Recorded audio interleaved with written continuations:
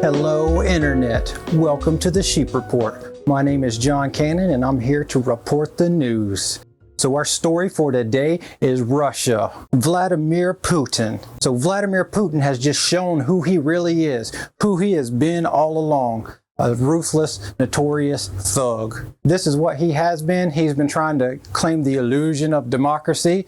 That's what all evil dictators do, ain't it? They want to create the illusion of democracy. They want to have a little vote thing. Oh, you can go vote, but none of it actually works. They want to make it seem like they're the people's champ, but they're not really the people's champ. They just want all the love and adulation, and they want all the property. They want all the honor. They want all the money. They want to do whatever they want to do. If they see your girl in a crowd, they want to pull her out and say, hey, come over here. This is the type of people you're dealing with. They don't care. They don't care about you. They don't care about morals. They don't care about nothing.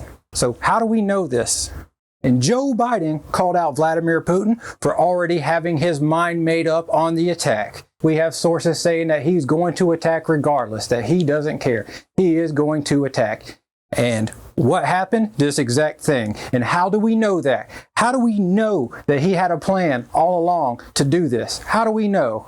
Because of this video right here. Look at this crap right here. Look at it.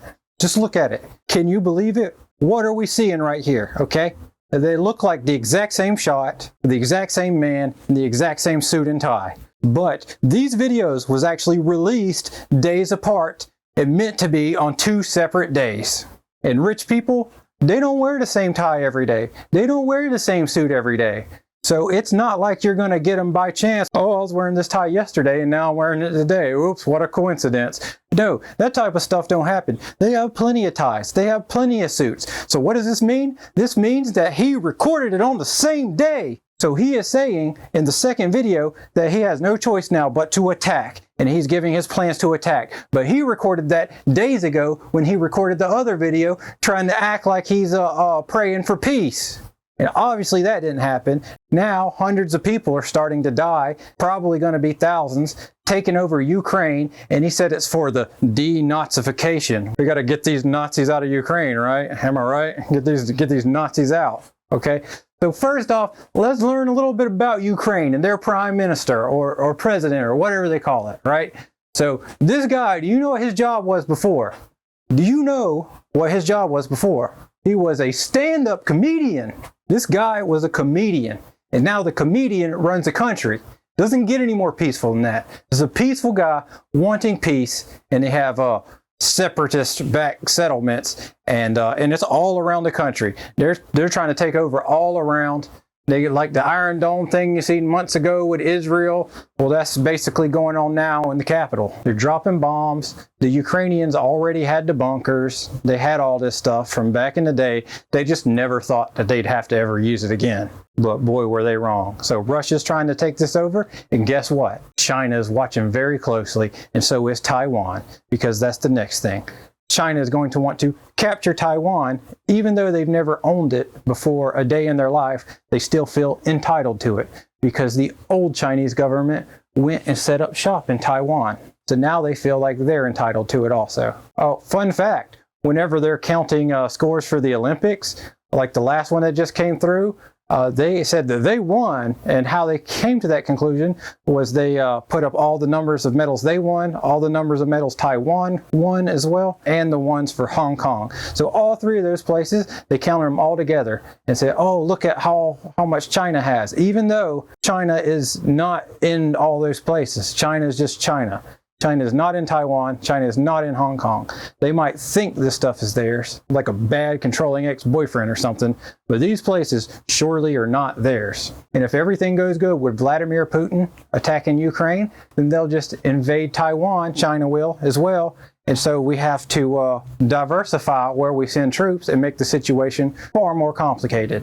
And they're watching to see what we're going to do. And Putin feels like this is the perfect time. He watched what this administration did on Afghanistan. Putin watched Afghanistan crumble. Putin watched us tuck our tails between our legs and leave. We even left Americans. We left people that were helping us. We left all sorts of stuff. And now there's a brutal dictatorship. But one thing about that place is they don't got no more money. All their gold of Afghanistan, all the money of Afghanistan is actually stored in New York.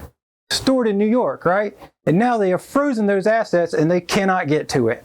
And furthermore, with this new Russia thing, since they have attacked, any Russian money that's over here, which is trillions of dollars, have all been froze. So as of right now, yeah, that's America's money. Come get it back in blood.